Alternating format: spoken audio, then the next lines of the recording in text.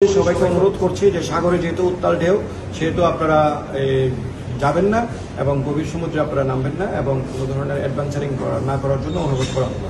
আর সাঁতার না কাটলে আপনাদেরকে সমুদ্রে নামার জন্য অনুরোধ করা হলো।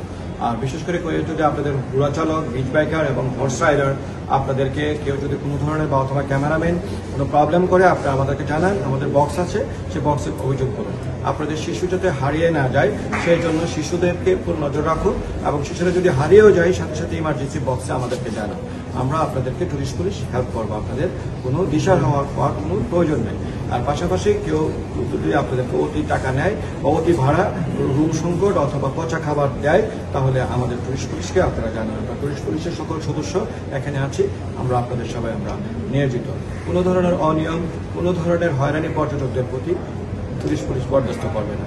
আমি সকল স্টেক হোল্ডারদেরকে বলতেছি, পর্যটক আমাদের মেহমান, তাদেরকে মেহমানদারিত্ব আচরণ করুন।